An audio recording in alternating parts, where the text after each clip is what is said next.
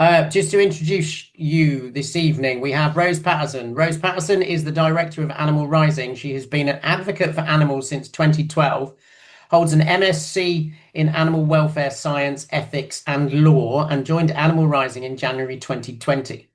Since joining Animal Rising, Rose has been instrumental in strategizing and executing numerous high-impact actions and campaigns rooted in non-violence that have mobilized hundreds of activists. Notable campaigns include blockades of McDonald's and dairy distribution centres, lambs from King Charles's estate, the disruption of the Grand National Horse Race, and the largest investigation into animal farming in UK history, targeting RSPCA Assured farms. Most recently, Rose was on trial and found not guilty for rescuing beagle puppies from MBR Acres in 2022. Rose will be sharing what she witnessed inside the walls of MBR Acres, her experience during the rescue, and what happened on trial. And we'll probably get into what's happening in America at the moment as we speak. So with the greatest of pleasure, I hand you over to Rose. Hey everyone, and yeah, thank you, Alan and Emmy, for inviting me on today. Big fans of yours, and yeah, just grateful for everything you're doing. And yeah, thanks everyone for being here and watching this. I should have asked you, Alan, how long do we have? Should have asked you this earlier. I don't want to talk for too. Absolutely fine. So it runs from 7 to 8:30. So you've got plenty of time, and then we'll have a Q&A when you've finished. Cool. Perfect. Also, I've got a cold, so if I sound sniffly, that's why. But yeah, so I thought I'll give you a little bit of background about myself before going into what happened during the occupation, the two rescues, the trials, and what my husband Wayne is doing in the US as well. So on myself, I won't talk about myself for too long, but just to give you some background on how I got involved in what I'm doing, I think always as a child, I really, really loved animals. I'm sure like most people here, I really connected with my cats. We had mostly cats and guinea pigs. And there was one cat in particular, Lily, who was a rescue cat. And yeah, she was just like my best friend when I was growing up. And she really taught me about, that animals have their own lives, their own needs. They feel love and pain, and they don't want to suffer, and they want to be alive. And unfortunately, she was hit by a car just a few years after we adopted her. And I still feel that pain today. And I think that's like, she just really, really transformed me. And I think also my parents, the way they brought me up as well, to care about all animals, just really shaped who I am today. And I think another thing that was significant in my childhood was learning about animal testing as well. So I'm from Harrogate in North Yorkshire, and some of you may know there was an animal testing lab still there today called LabCorp. But back then in the 90s, that was called Covance, and there was activists had put stickers around my hometown. I'm pretty sure it was PETA branded stickers.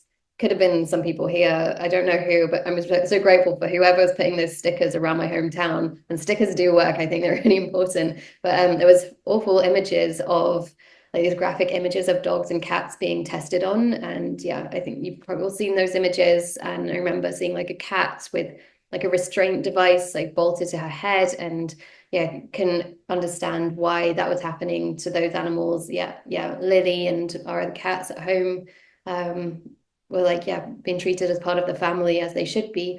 And so I asked my parents like, what's going on, like why are these images around town? And they were like, oh yeah, there's an animal testing lab down the road. And I remember telling my mom I wanted to go protest there, like this shouldn't be happening, but I was too young and I had to go to school. So but I was just doing things like doing talks at school about animal testing and how we should boycott certain products that are tested on animals.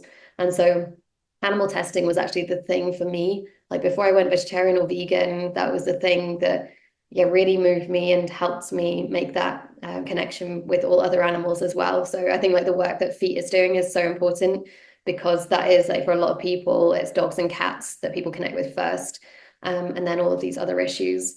And then I became vegetarian around 12 years old, and then went vegan after watching Earthlings. And that was like another like 10 years later when I was like 22 or 23. So that was like back in 2012. And then immediately after seeing Earthlings, went vegan, and I was like, I need to do something about this. If everybody saw what I saw, everyone else would go vegan.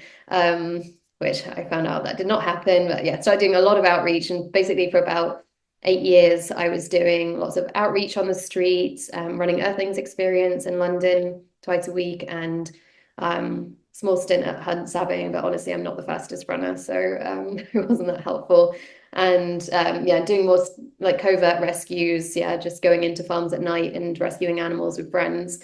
Then Animal Rebellion formed in 2019 as a response to Extinction Rebellion, not talking about the fact that animal agriculture is one of the, if not the biggest cause of climate change. And yeah, I was really happy that Animal Rebellion was formed and was doing something really open and different to what I'd been involved in so far in the animal rights movement. And as yeah, many of you may know, Animal Rebellion has now become Animal Rising. And yeah, I joined Animal Rebellion at the time, beginning of 2020. I've led the actions team for the first 4 years. My main role was organizing, leading these like big direct action campaigns. And then, yeah, we shifted to more animal focus. So at the beginning, we were focused, I'd say like 80% on climate messaging, 20% animal. And now I'd say we've flipped that. We've actually shifted way more into, we're pretty much almost 100%, I'd say, animal messaging. But we also have these other projects that have been seeded by Animal Rising, like plant-based universities, plant-based schools, vegans. Well, we did have Vegan Support the Farmers. It's kind of on the back burner right now. Communities Against Factory Farming, Lawyers for Animals. And so, yeah, now it's actually become this kind of network of, or mini ecosystem of projects, and all with the aim of, yeah, ending animal exploitation, all animal industries. But yeah, each one has its own different place in the movement.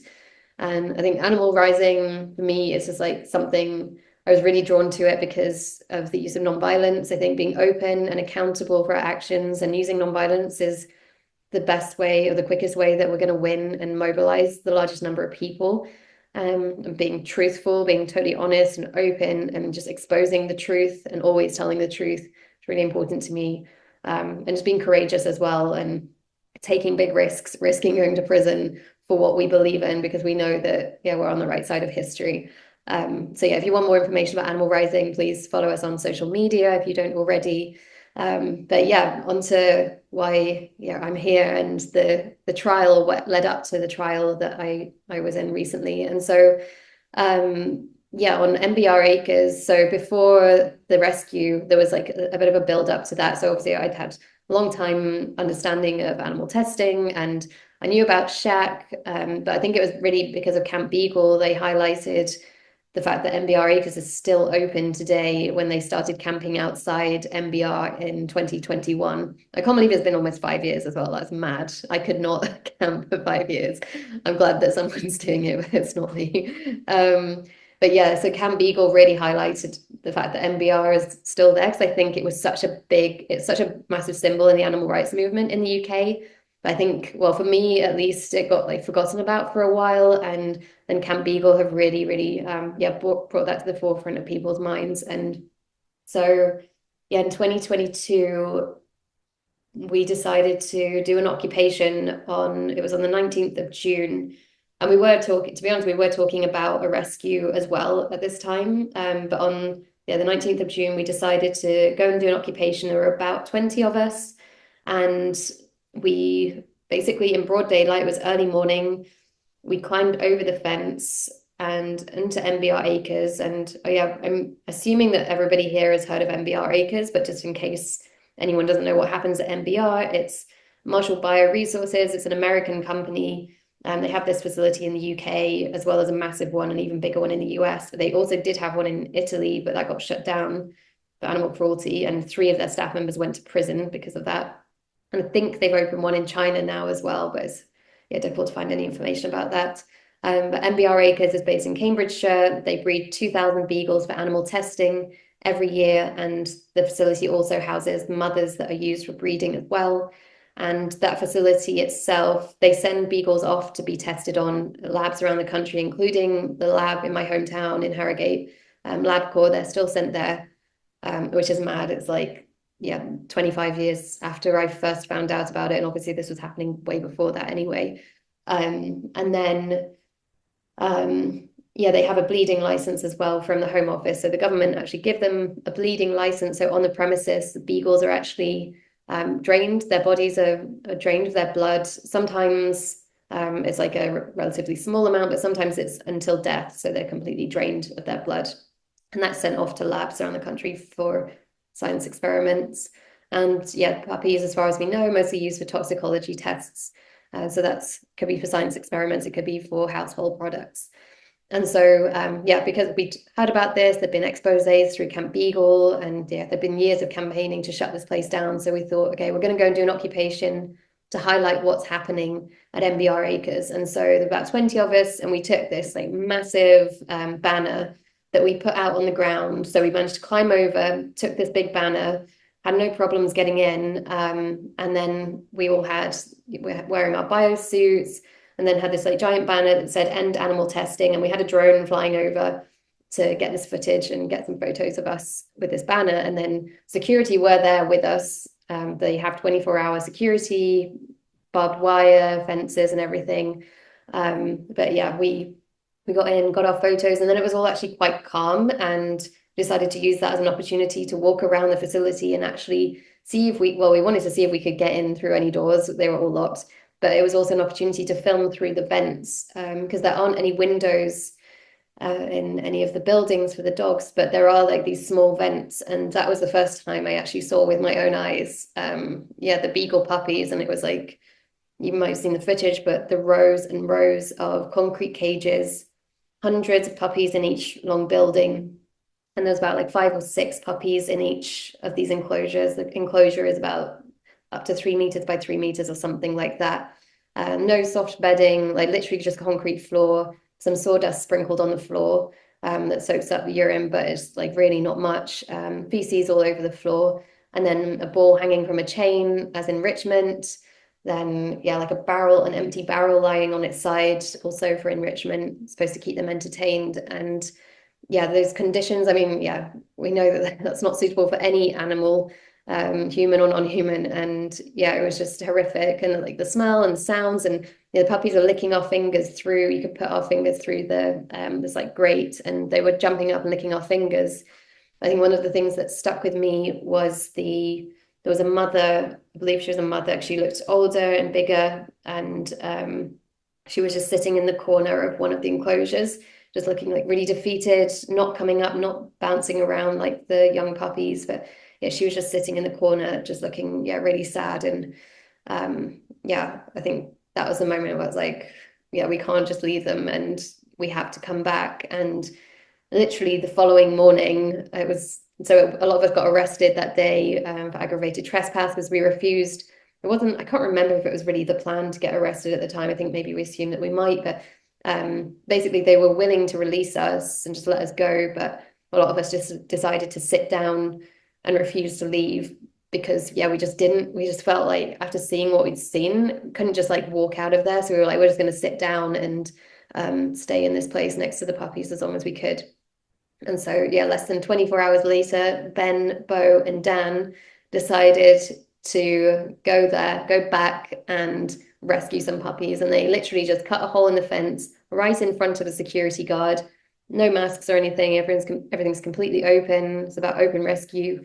And I think in Ben's words, he popped his head through the fence and said, "Don't mind us," or something. And then they just carried on and got into one of the sheds, one of the buildings, managed to rescue 5 beagles, still in front of the security guard. I'm not entirely sure what he was doing. So there's only 3 of them at that point. They got in and got out with 5 beagles between 3 of them. And yeah, I woke up the next day to the news that they'd rescued 5, and that was just the best way to wake up ever. And yeah, of course, I was like, part of me was like, oh God, I should have been with them. And then they got arrested. They actually went to the police station because that's part of our who we are as being accountable. And I don't think you always need to go.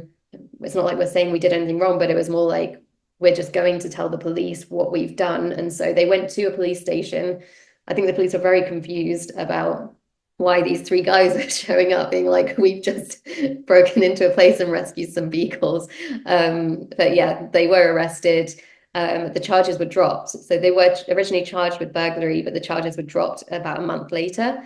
And so we're like, okay, well, clearly this is legal. That means we should go back and do this again. And so exactly 6 months to the day from that first rescue, we went back in December 2022, and myself and 17 others went back to MBR and rescued another 18. And I'll share some slides with you. So you're not just listening to my voice. So no, it's monotonous at times. But yeah, can you see this? I'll put it on presenter mode. Cool. So this is the moment that was me in the black hat. And this is the moment that I met Love. This is one of the beagles. And this was inside the facility. So you can see behind, there's the metal like sides to the cage, the mesh, and then yeah, there's like concrete floor. And yeah, that was like a wild morning. So it was like about 6 a.m., middle of winter. It was absolutely freezing. This is like 20th of December. And we came in from two sides. And on my side, well, both sides, we struggled with cutting the fence with angle grinders. They both broke. And then it took us some time to cut a hole in the fence. But we cut the hole. We filmed everything. The whole plan was like to film everything, publish everything, tell the press, tell the police, tell MBR who we are and what we've done. And also like film the conditions in there as well, because we hadn't got the first rescue. It was very spontaneous and there wasn't much footage, to be honest, well, there wasn't any footage of the inside, just the post-rescue. And so yeah, once I got into the building finally, someone passed this puppy over the cage to me, and this is me putting him, I had a little bag and I was putting him in this bag, there is footage. Is this moving very well? Is this clear when I play this? Okay. This is footage, I believe it's from the security guard's perspective. So you can see, this is what was shown in court recently. So this is when the puppies are getting passed over the cage and people taking them out. And we had these bags to put them in. And as you can see, they're so docile, like they've completely trusted us. Yeah, it was quite incredible how easy it was. And that's clearly why the beagles are used for animal testing. And so I think this footage was like so powerful. And as you can see, the security guard is literally with us, just watching and letting, well, yeah, this is just happening. And this is Love. And as you can see, he's just the sweetest little puppy. He's like looking up at Cat there. And yeah, then what happened next was, yeah, I'll stop sharing for us. Well, actually, I'll pause it on here. But yeah, what happened next?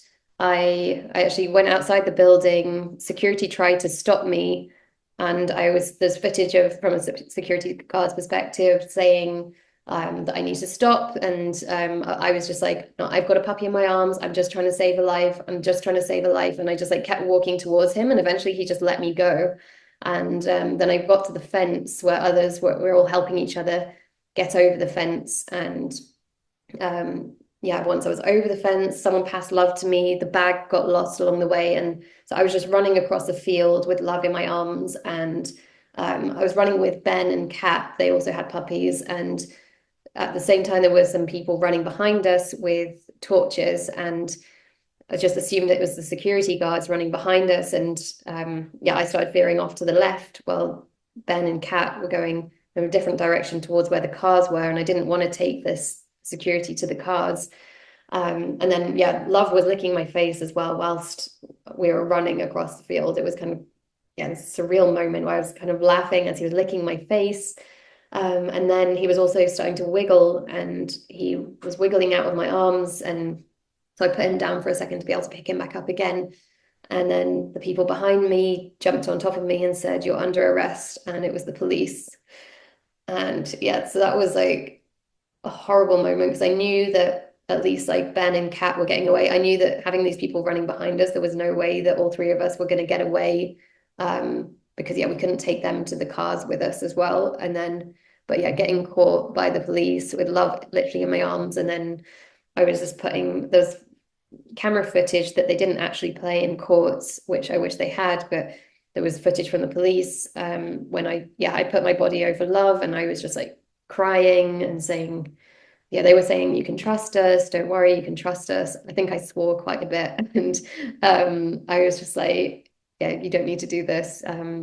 Yeah, just let me go. But yeah, I mean, there was not much I could do at that point. And they took Love off me and then arrested me and took us both to the front of MBR and put me in the back of one police car and then Love in the back of another police car with a police officer. And I remember seeing him like sitting on, I think he was sitting on her lap and playing with her and stuff. And like, I do think that that police officer probably wanted the best for him too. Like, I can't imagine that anyone playing with a puppy was like, oh yeah, just send him back to MBR. But unfortunately, after days of campaigning for Love and another puppy that was called Libby, we spent days campaigning, went to Cambridge police station to protest there as well for their release. But yeah, the police sent them back to MBR, and yeah, so now I don't know what's happened to them. And yeah, I can only assume that they have the same fate as everyone else, all the other dogs in MBR as well. And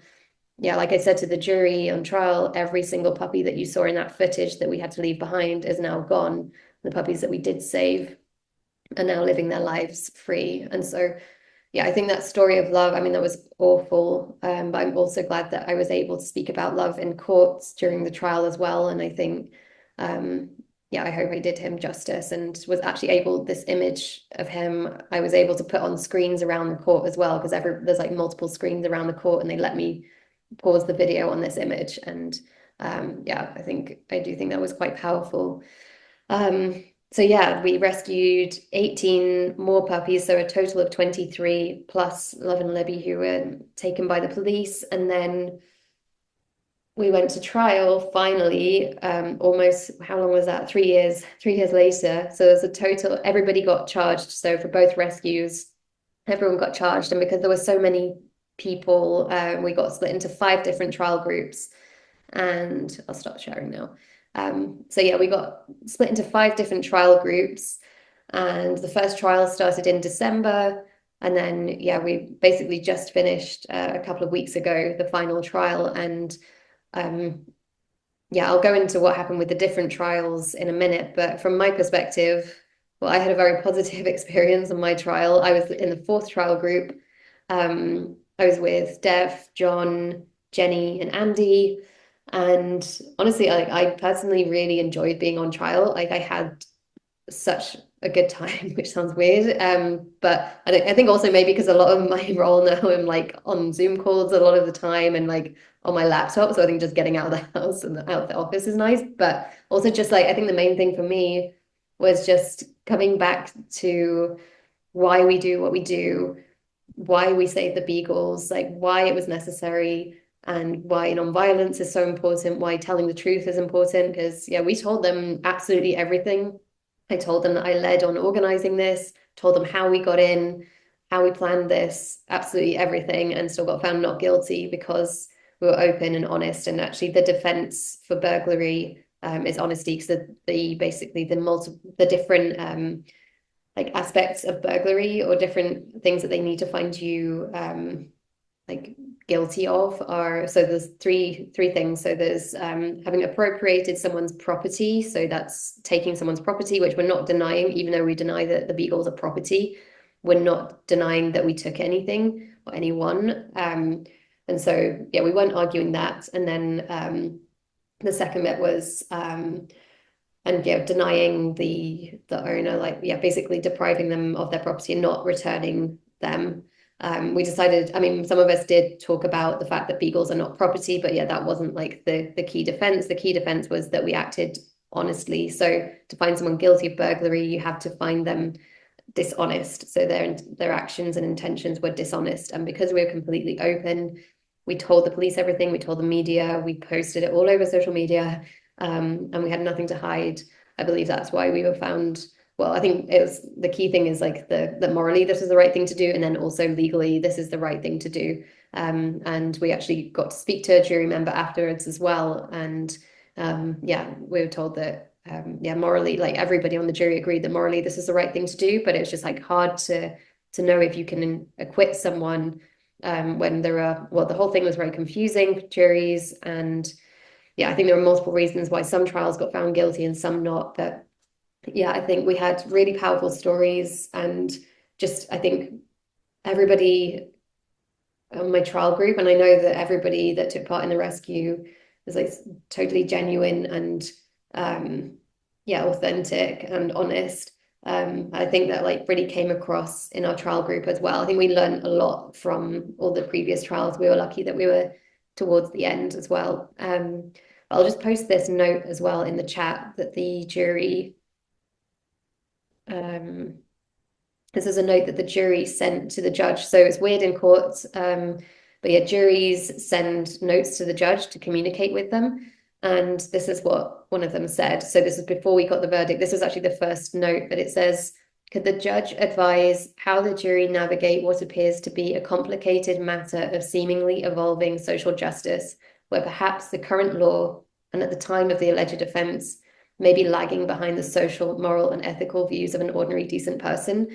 And when we got that, we were like, okay, I think like someone on the, at least one person on the jury is fighting for us. And it just shows like that's totally what I believe as well. It's like morally, like the public are on our side. We know they're on our side. The majority of the public don't want animals to be testing on, and especially not dogs. Like, I'm not saying that that's the right thing to think, but yeah, in the UK, the general public are yeah, more connected to dogs. And so when they find out about what's happening to beagles, they're so shocked. And so yeah, socially, morally, and ethically, the ordinary decent person thinks that this shouldn't be happening, but it's just our laws are lagging behind this, and it takes a while for laws to catch up to our moral views. So I thought that was so powerful when the jury sent that. So yeah, we got found not guilty, and my trial group got found not guilty, which I think is one of the happiest moments of my life and most nerve-wracking. And I wish more people could have been in court as well, because I think it was just so powerful, the whole trial. And I think in the future, I'd like more people to be able to come into the public gallery and witness it, because yeah, I know Alan came for one of the days of my trial, and yeah, I think you were there for other days as well for other trials. But yeah, on the other trials, so we had a total of 5 trials. 3 got found guilty and 2 got found not guilty. And I mean, just shows how, yeah, messed up our legal system is when for a group of people that have all done the same thing. I mean, yeah, slightly different, like they had like slightly different roles, but generally we were all treated as being part of the same action. And you can get totally different outcomes depending on the jury and the judge. And so, yeah, I think we learned a lot from this. And yeah, but we said no matter what happens, we knew there was a high chance that we'd get found guilty. But yeah, we're winners anyway. We rescued those beagles. They're living their lives in freedom, and yeah, it would have been great to get acquittals for everyone. And yeah, I think it was also positive. It's a win that no one got an actual prison sentence. We got a lot of suspended sentences, so people got sentenced to, I think it was up to 18 months. I don't know any what 2 years, but it's up to 18 months, but suspended for a couple of years. So it means that, yeah, if you commit any crimes basically in that time frame, then you would go straight to prison. But for now, they're not going straight to prison. It's just suspended.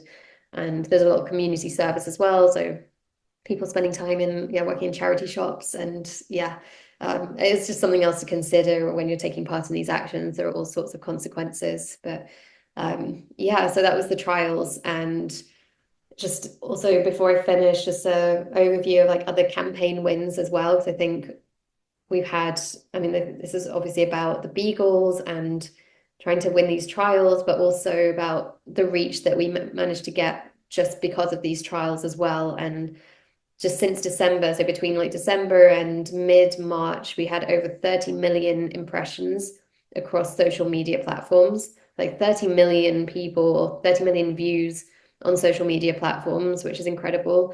We've had over 200,000 more followers on social media platforms, over 170,000 petition signatures to shut down MBR Acres and free the beagles, over 70 press mentions, an open letter signed by Joanna Lumley, Amanda Holden, Jonathan Ross, over 50 MPs and things. So yeah, we've had like so many other wins as a consequence of the trials and the rescues as well. And another big win is the fact that my husband Wayne has since then organized another beagle rescue in the US. So a few weeks ago, you might have seen over 100 people took part in a beagle rescue at Ridgeland Farms, which is a very similar facility to MBR Acres. And yeah, they rescued 22 beagles, 8 were taken, another 8 were taken by police, so 22 safe, 8 taken by police. And then since then, they've been mobilizing to go back again, and they're going back on the 19th of April. So if anyone wants to travel over to the US for the 19th of April, yeah, they're going to go back for another round. And now over 1,700 people have signed up to take part in that rescue. So I think it's going to be big. So yeah, it's just like, yeah, all of the things that we're doing, no matter how big or how small, I think they have all these knock-on effects, whether it's a sticker placed on a lamppost somewhere in North Yorkshire. I think that's like led to me doing all sorts of things, and yeah, organizing like this rescue and these trials. They've inspired people on the other side of the world. And yeah, I think it's important to remember, like, yeah, everything that we're all doing, it's like having all these other consequences as well. And yeah, it's hard to measure all the change that we're making too. But yeah, thank you so much for listening to me. And yeah, feel free to ask any questions. Like I said, I'm open about everything, so ask away. Thank you ever so much, Rose. It's a very detailed and very compelling story. Part of the Mutual Appreciation Society. I'm a big fan of everything that you do as well. So one of the first things that was asked actually is in response to your judge's note, which I'll read again. The question was, do we know how the judge responded to that? Which you will do because you were in the room when it was received.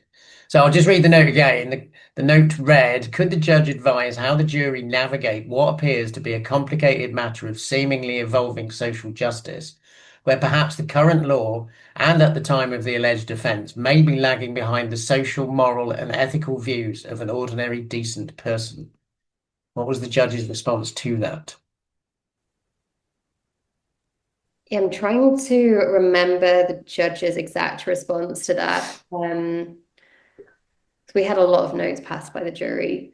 I think it was just like I think he redirected them to the legal, like to the like the direction. So there's like direction from the judge. There's like 3 or 4 pages of basically directions on how to find us guilty or not guilty. And I think basically he just pointed back to that because he can't really say anything about this being like socially, morally, ethically right.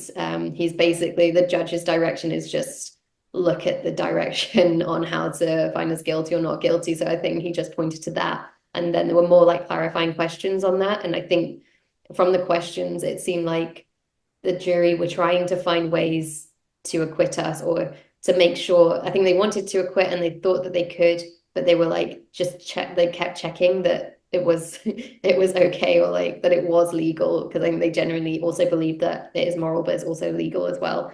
So yeah, I think he just gave a pretty like boring answer and said look at my original directions.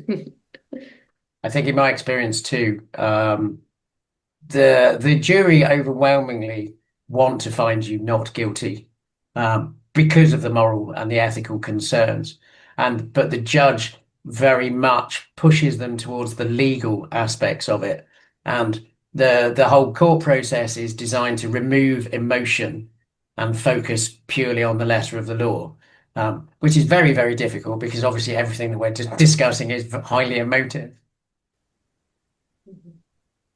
Yeah, I agree. I think you're right. Like majority of people, I mean, it's hard to know it's really frustrating that you can't reach out to jury members. Like we don't have their contact details, but it's quite easy for them to find us if they want to. But yeah, with the other trials, we didn't get to speak to the juries, and yeah, it's unclear why they ended up getting found guilty. And yeah, it's also some of it is just pure luck as well of who's on the jury, and you could have just a few.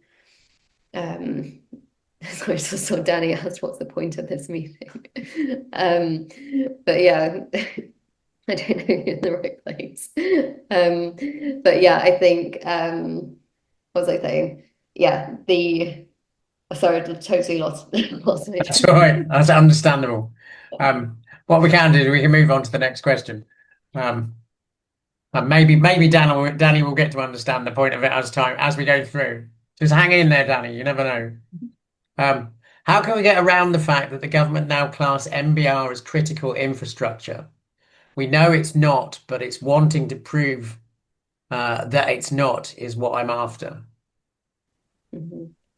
I mean, yeah, it's really frustrating, quite confusing. I mean, for anyone that doesn't know, yeah, the government has now classed anything to do with animal testing, so the labs, but also breeding facilities as key national infrastructure, which basically gives like the police more power and the government more power to shut down protests for key national infrastructure. So things like highways, like motorways, are key national infrastructure, which kind of makes sense. But yeah, for a beagle breeding facility for animal testing, when the same government has committed or claimed to commit to phasing out animal testing, it's quite confusing about why they've even done this. But clearly it's probably to do with, well, both our protests, but also the actions of other groups that are targeting MBR Acres and similar facilities. But I think to answer your question, I mean, I think we just have to continue. I think,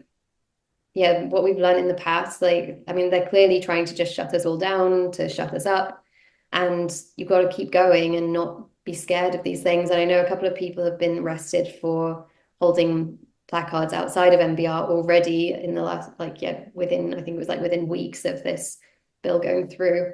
But whether they get charged is another question. And what the consequences are if they were to be found guilty as well. And so I say, we shouldn't stop and we can't let them scare us. And I think, just finding other tactics as well, like, protesting and standing outside with a placard isn't the only way to raise awareness and to shut down these places as well. So I think, as their tactics change, we have to be one step ahead as well. And I think it also clearly shows that things are working. I also saw there's a question here from Sally as well, on a similar vein of like how these laws would affect future rescues. And I mean, it's possible that we'd get charged with disrupting key national infrastructure, and the sentencing actually is less or like the maximum sentence for that is less than burglary. So I believe it's 1 year in prison. But I think probably with that is probably a higher chance that someone would actually end up in prison, from the advice that I've got. So they could charge you with, I don't actually know if it's possible for them to charge you with both burglary and under this like key national infrastructure law. But it seems like there could be a higher chance that people go to prison for that. But we were prepared to do that anyway. Just key national infrastructure. It's kind of within the terrorism laws, isn't it, rather than just the standard laws. I do believe as well that that it's being taken to court, because clearly it's not part of key national infrastructure. So I think the law itself that has been implemented is now being challenged, to see if it can be removed again because it doesn't fit the criteria. So that's hopeful. And as you said as well, obviously they're upping the ante because we are winning. What we're doing is working. So Pam asks, how did you find homes for the pups and keep it a secret, or would you rather not say? So I genuinely don't know where they are. So all of the rescuers for the puppy's safety don't know where the dogs went. We worked with trusted people who then found homes for them. And so, there's no need for me to know. I would love to go and just like hang out with the puppies and, it would have been nice. But I think for their own safety, because we learned from the first rescue, the police did try pretty hard to track down the puppies. So they actually went to a 100-year-old man's house. So he was a supporter of Camp Beagle.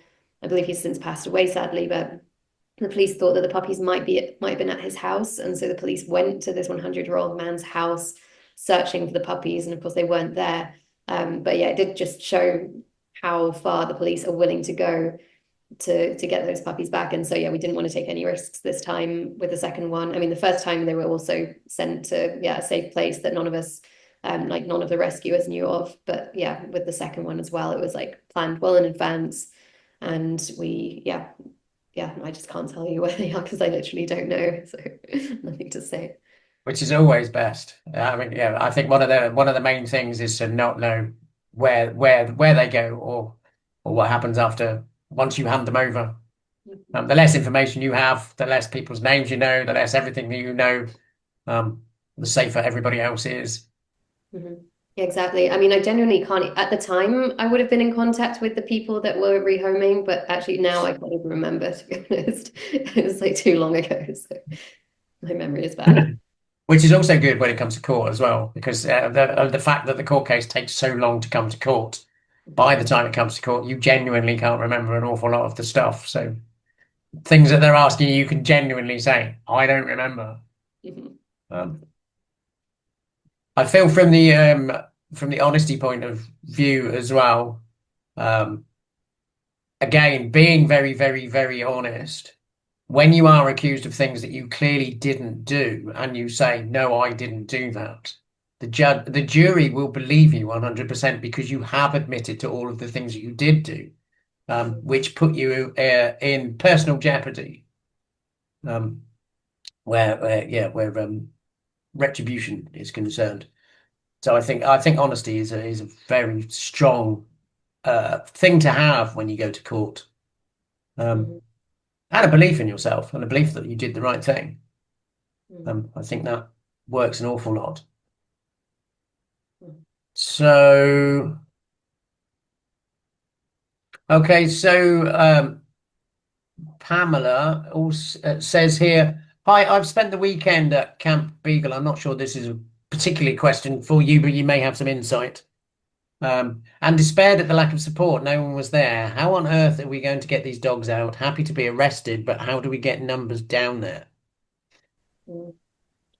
Yeah, I mean, well, yeah, with Camp Beagle, I don't know if they had a particular event on last weekend, but yeah, they definitely don't have like a huge presence constantly because they are constantly there. But they do often have events where I've known like hundreds of people do show up and go there to protest.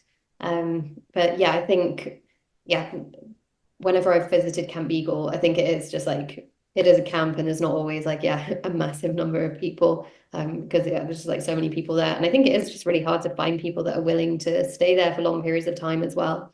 Um, but yeah, I think a lot of things are working right now. So yeah, part of your question was how are we going to get these dogs out? And I think it's not going to take.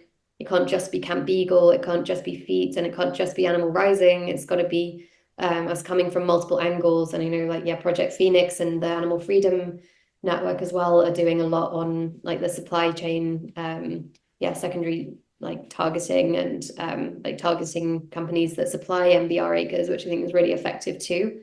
I think it's the variety of tactics that's going to help get the dogs out, and working with more like conservative organizations as well as more like radical organizations. And I think we're seeing that support from like mainstream people like Joanna Lumley and Jonathan Ross as well. It's like that really helps give the movement legitimacy and bring in these more I don't know, like well-known organizations, because I mean RSPCA are not perfect, but they do have that name, and that they are a household name, and it would be nice for them to be speaking out about MBR more.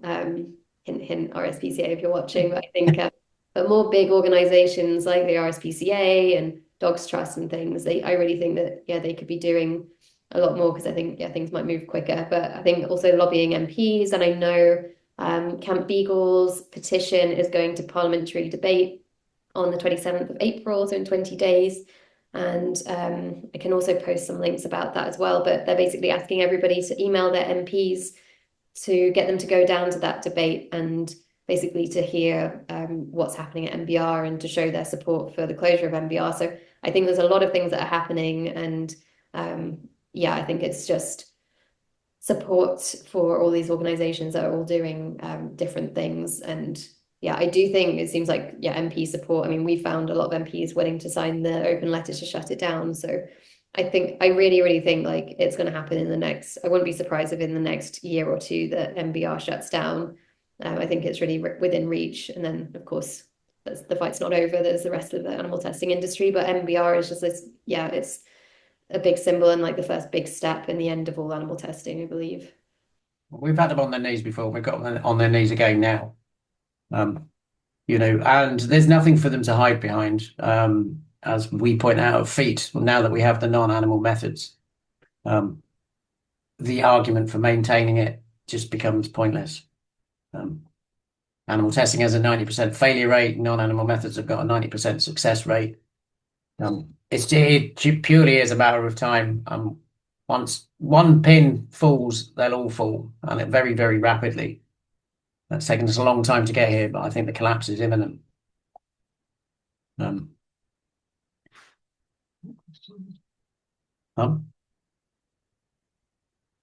So I think you mentioned about celebrity in your answer to the last thing. Yeah, how do we get them down to Camp Beagle? With the media.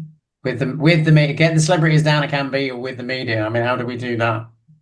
Oh, I'd say it's something we're working on. I don't know how much you can say, but yeah, I mean, it's definitely now that we've managed to get celebrities sign the open letter, then we're actually getting more celebrities now.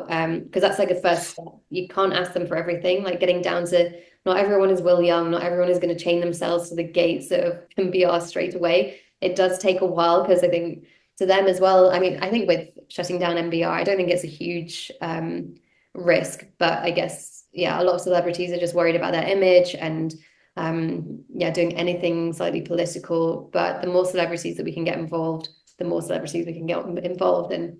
Yeah, now we've got just these mainstream names that's going to help us build up more. So yeah, we do have some announcements coming out from Animal Rising. Probably end of April, we've got like some more celebrities that are going to be named as signing the open letter, and then I think it's yeah, keeping them like finding ways for them to support, and sometimes it's signing an open letter, sometimes it's making a video to go on social media, and hopefully when there's yeah the right time, I think trying to get them down to the outside of MBR Acres and actually like showing their support. But it could be done from, they don't necessarily have to be right outside. They can be speaking from a studio and being a spokesperson as well. There's like potential for that. So yeah, I think there's lots of ways to get celebrities involved, and I do understand like it would be great if they would all go in and just take part in a rescue and get the beagles out. That would be amazing. But yeah, we'll keep working on that, and because I think I do think that would be really powerful. But I think there's lots of ways that celebrities, like there's a certain role that they play, and yeah, they also need to yeah, like think about, I understand they need to think about their image and stuff, but yeah, of course it's easy for us to say just like yeah, they should be sticking their neck out more and just going for it. Yeah, I think with celebrities, like you say, there are so many ways in which that they can take part, and they don't need to be there physically in person. Although it's great for morale, but they can do so much just through social media and through their own networks that they have. That they have the availability to that we don't. So I think they're very good doing what they do, and in their own special, unique way, as are all of us. Is there anything else that you wanted to add, Rose? Trying to think there's anything else. I mean, no, I'm just like, yeah, super grateful for all of your support and everything that you're doing. I'm really glad, like, I wish that we had more capacity to focus on, yeah, animal testing more. I mean, it's something that we're going to continue doing, and, yeah, just keep a lookout at, yeah, on social media and our mailing list to keep updated on where we go next with this, because yeah, it's definitely not over just because the trials are over. We are continuing this campaign, so don't worry, we're not forgetting about MBR Acres anytime soon. But yeah, just really, really grateful for everything that everyone's doing here. And oh yeah, we will be at Vegan Camp Out this year, Deborah. And yeah, I'm just yeah, really grateful. This was fun. Thank you. Well, if that's all that there is, heartfelt thanks from someone that just disappeared beyond my screen. Pamela's iPhone says heartfelt thanks, Rose. V1, which might be Phil, I don't know. Animal Rising, Heroes, Rose, please give our love to Wayne, and got all my fingers crossed for later this month. Joanne says, thank you, Rose. Free the MBR Beagles. Oh, yes, somebody did say as well. Yeah, somebody said, how did Ben get over that thing, over that fence? Is he an acrobat? He And did I it. was, He did actually used to do gymnastics when he was young. It's probably that. yeah, well, I remember playing around with him on a trapeze actually, at one of the meetings that we had in some spare time. Thanks, Rose, for your dedication to the animals and to Wayne too. Thank you to everyone who is fighting. Um, yeah, Victoria says, "Lol, I was amazed." I'm presuming that was about Ben as well. Gwen says, "Thank you, Rose." Um, I think that's probably where we'll end it now. You have my utmost respect and gratitude, and I'm so pleased that you could be here for us this evening. I know undoubtedly our paths will cross many, many times as time goes forward. Good luck with everything you do. Good luck with Wayne. Keep us posted. Look for Animal Rising on your social medias. They've always got great things to do and great things to learn. Um, and on that note, we will end it there. Thank you so much for everybody that's taken part this evening. If you want to hop across to the Discord, you can. And we will see you next Tuesday. Next Tuesday is Lynn Sawyer, who's also been a great source of inspiration and knowledge through many, many, many years. So please do come and join us for that chat. And I look forward to seeing you all again next Tuesday. Thank you, everybody. Keep doing what you do within the FEAT campaign and outside as well. Love to you all. Bye. Bye.